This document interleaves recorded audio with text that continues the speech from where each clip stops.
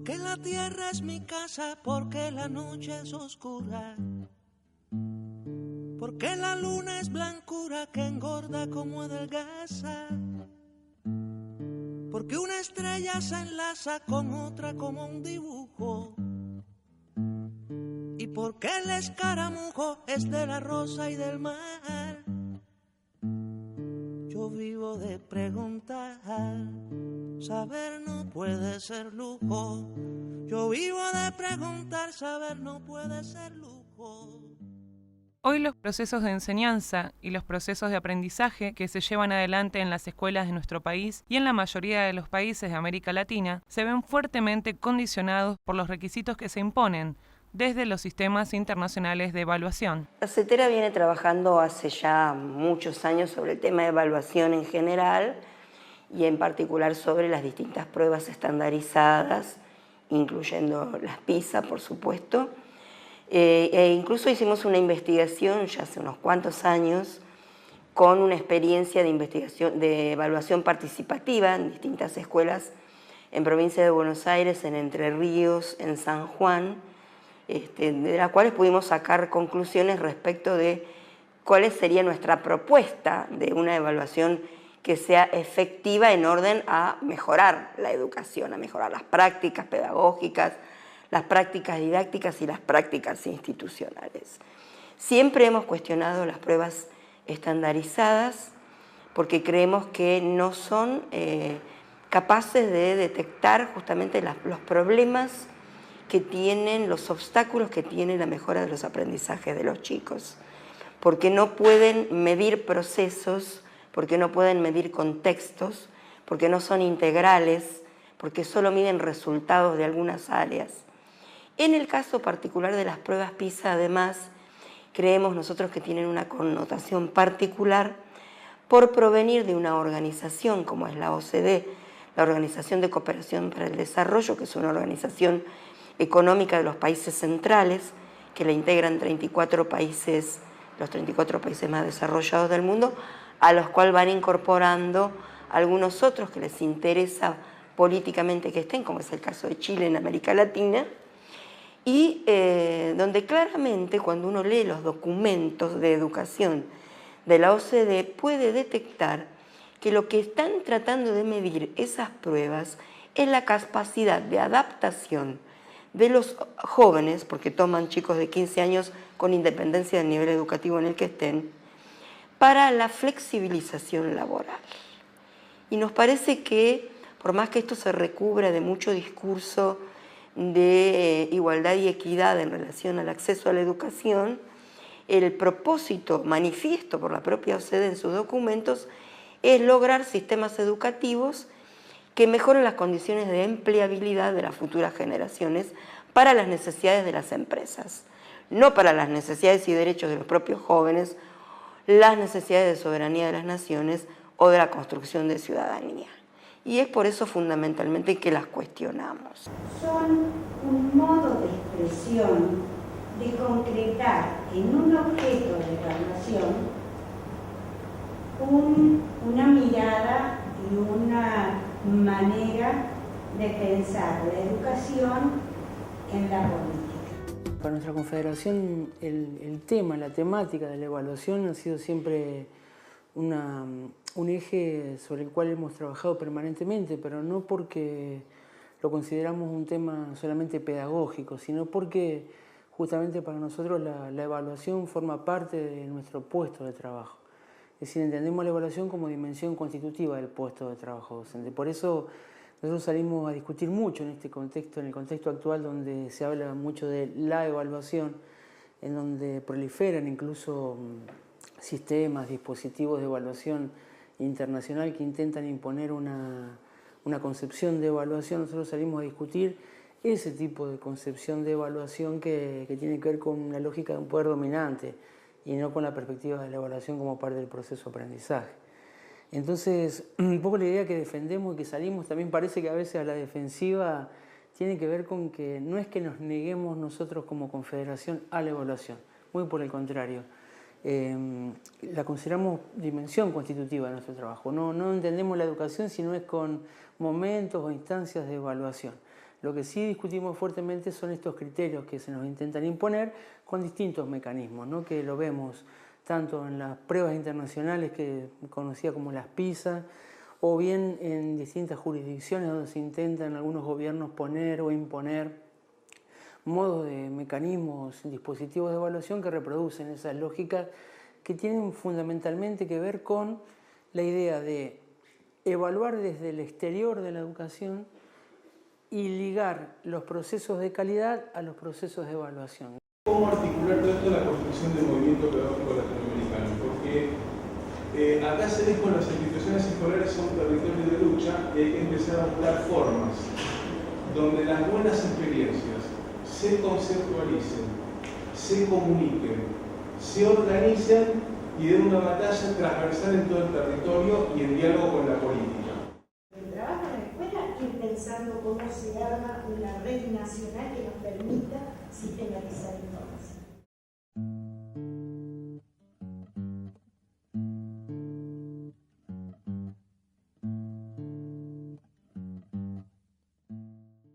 En el mes de noviembre del año 2013 se firma un acuerdo paritario histórico para la CETERA, en el que se define un programa nacional de formación permanente y en ejercicio. Esta conquista es la resultante de una lucha que ha sabido sostener históricamente la CETERA sobre la necesidad de garantizar el derecho de los docentes a la formación permanente y de concebir a la misma como dimensión constitutiva del proceso del trabajo docente. La firma de este acuerdo paritario es muy importante, ya que en el mismo no solo se compromete al Estado con el financiamiento del programa a desarrollar, sino además se garantiza la participación de los sindicatos en la construcción político-pedagógica de los dispositivos de formación. Desde CETERA y desde las organizaciones sindicales tenemos el desafío de ser protagonistas en la construcción de las políticas públicas y de las políticas públicas educativas.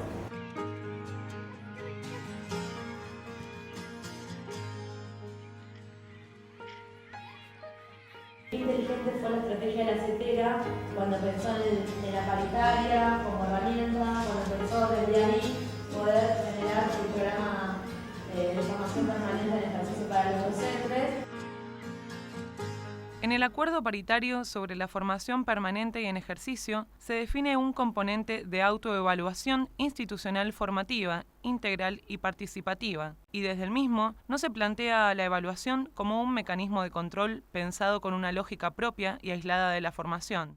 Por el contrario, en el acuerdo paritario queda bien expresado que es necesario plantear un sistema o dispositivo de evaluación como dimensión de un proceso más complejo que considera la evaluación, pero que no la ubica como un fin en sí mismo. La evaluación, nosotros tienes una herramienta propia de cuando discutíamos tantas veces y se sigue discutiendo en CETERA, en SUTEBA y demás, el trabajo docente, los procesos de trabajo docente, la complejidad del trabajo docente. Me parece que es importante a considerar del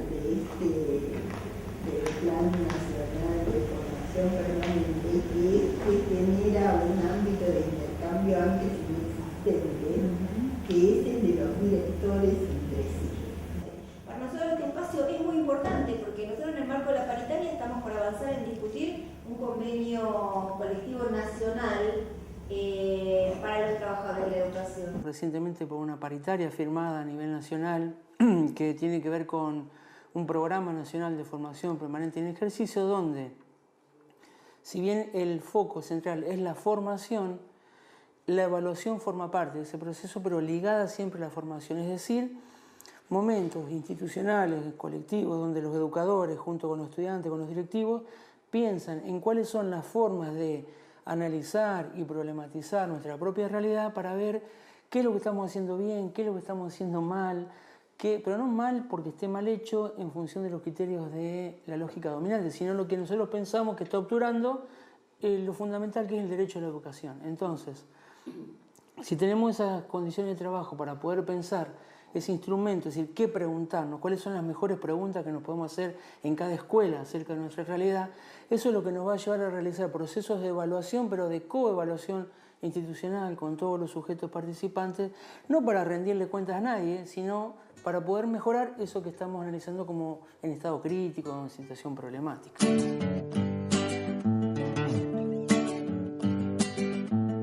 Yo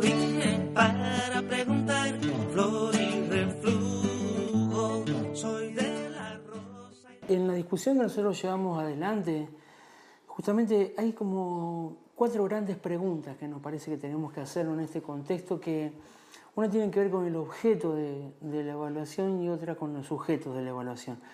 En cuanto al objeto, decimos, bueno, ¿qué hay que evaluar hoy y cómo hay que hacerlo? Y en cuanto a los sujetos, nos preguntamos, discutimos quiénes son los que participan del proceso de evaluación, y la pregunta fundamental es ¿para qué queremos evaluar? Porque si... ¿Cuál es el objetivo? Claro, si queremos evaluar para rendir y para demostrarle a los organismos internacionales de financiamiento que estamos cumpliendo con las tareas, la verdad que no nos interesa participar a nosotros, los educadores, a los estudiantes, a los padres de los procesos de evaluación. Ahora, si lo que estamos discutiendo, cuál es el proyecto nacional educativo que nos va a permitir avanzar hacia procesos de emancipación y liberación, bueno, por supuesto que somos los educadores, los estudiantes, los directivos, los funcionarios, los padres, las comunidades, lo que tenemos que pensar ya no en qué contestar, sino en qué preguntarnos para evaluar. Evaluar en este caso para mí es conocer, entender, comprender, interpretar colectivamente qué fue pasando con estas políticas que desde hace ya algunos años se están intentando implementar, se están implementando. Lo que sucede es que ese discurso no se instala sobre la nada, sino sobre algunas certezas que están consolidadas para mí en muchísimos maestros, padres, funcionarios, o sea, en el colectivo social, diría, acerca de la idea del deterioro de la calidad educativa, ¿no? De que hay una responsabilidad central de los docentes en ese deterioro que se afirma, y que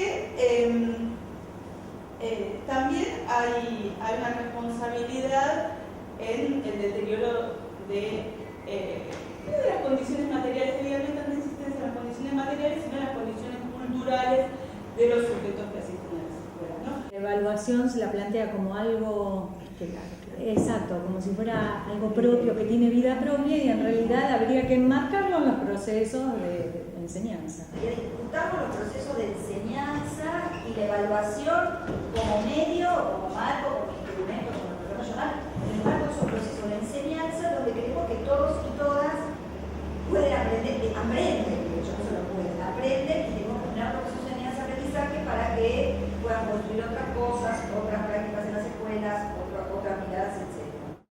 Yo creo que tiene mucho que ver con ayudar a construir herramientas metodológicas que permitan eso, y no tanto con construir un discurso sobre la evaluación. La institución, me parece que la escuela sería la unidad de análisis para poder pensar esta forma de empezar a comprender y entender la realidad e interpretarla a partir de los directivos y los docentes trabajando juntos, ¿no? Seguir construyendo la mirada en las escuelas en relación a pensar una evaluación educativa, participativa, colaborativa, comprometida con el cambio. Tratar de generar un sistema, de contribuir en una coyuntura que nos da bastante propicia para eso, en donde pueda haber formas de analizar lo que sucede en las escuelas desde las escuelas, y que eso de alguna manera vaya brindando información para la evaluación del sistema educativo como sistema educativo. Evaluación como una producción en la escuela. Parte de escena escolar, no podemos pensar la evaluación en la escuela para los docentes que queremos que haya en la escuela. Es para los que tenemos. La evaluación es un verbo transitivo, que se evalúa en el aire, se crea alguna cosa. Y esa cosa uno la enfoca, pero no solo la enfoca, la construye. Es interesante, y creemos que va a ser un motivo de construcción de propuestas alternativas, que estemos pensando en cuáles serían las propuestas que nos permitan avanzar en procesos evaluativos que realmente den cuenta de la situación de lo que están siendo las transformaciones de los procesos educativos en los países de la región, que en su mayoría han emprendido nuevas leyes, nuevas normativas, nuevas regulaciones laborales, incluso cambios curriculares, y que es muy importante que tengamos instrumentos propios que nos permitan detectar los avances y los obstáculos. Soy la pupila asombrada que descubre cómo apuntar. Soy todo lo que se junta para vivir y soñar. Soy el destino del mar. Soy un niño que pregunta. Soy el destino del mar. Soy un niño que pregunta. Las condiciones de cambio en el marco de las contradicciones y los conflictos sociales no funcionan, no operan solo dentro de la escuela. Son condiciones generales. La escuela es un escenario más del campo de lo social, digamos, y el pensar cómo hacer para que un maestro cambie, digamos, sus ideas, sus percepciones, sus creencias acerca del orden social, es una lucha que nos necesita también afuera de la escuela, no solamente adentro de la escuela.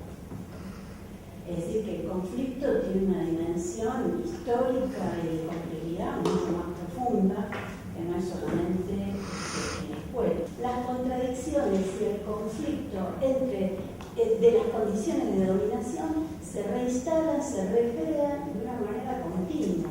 En términos de la autoevaluación, que me parece importante si se la liga con la política. Muchos de nosotros hemos protagonizado experiencias muy buenas, pero se agotan si no está la política allí articulando esa experiencia de ese colectivo de maestros traccionando en términos más macro.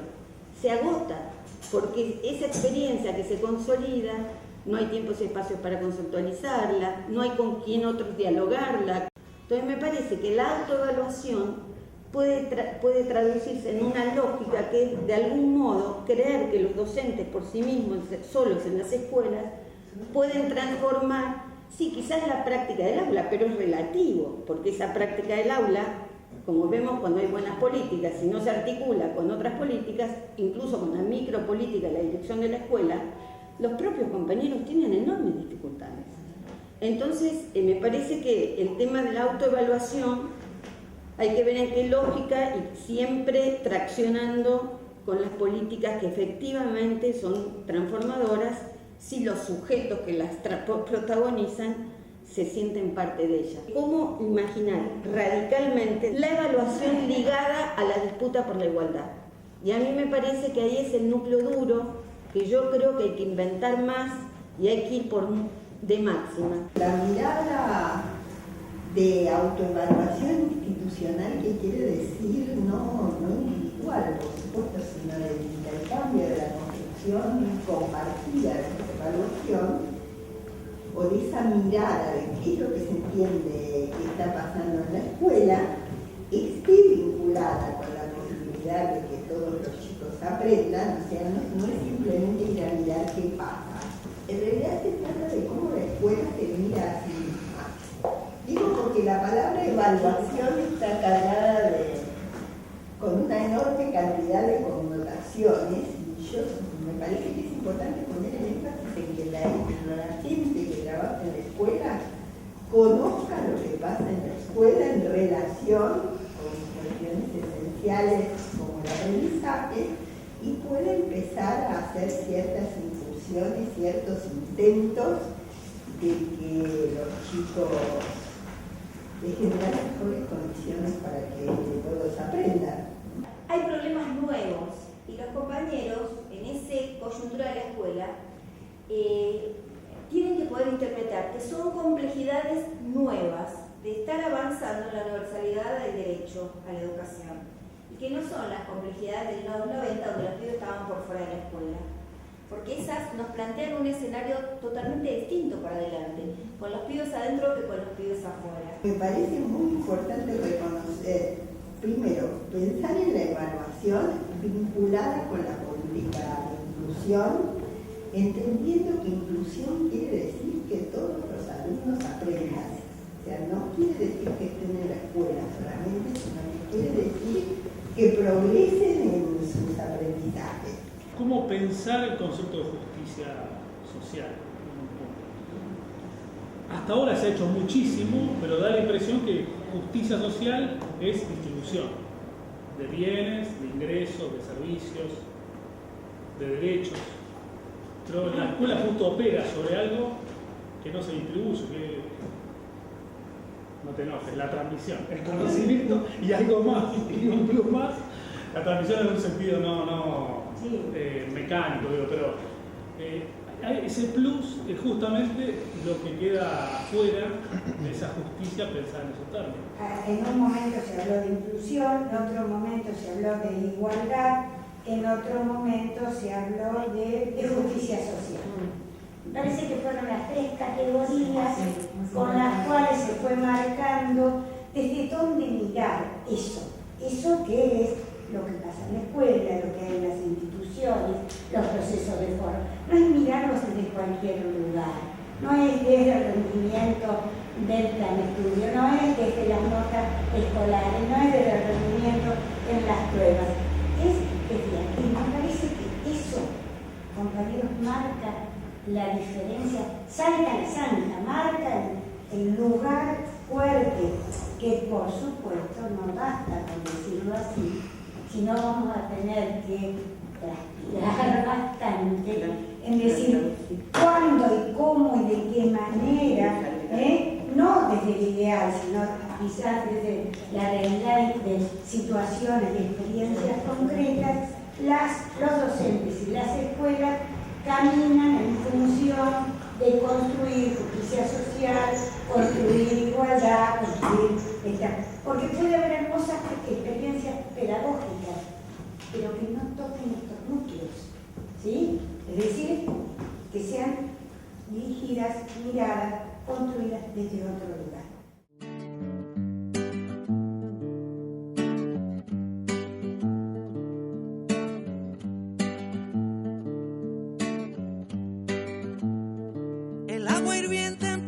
Suelta un ánima que sube a disolverse en la nube que luego será aguacero. Niño, soy tan preguntero, tan comilón del acervo, que marchito si le pierdo una contesta a mi pecho. Si saber no es un derecho, seguro será un izquierdo. Si saber no es un derecho, seguro será un izquierdo.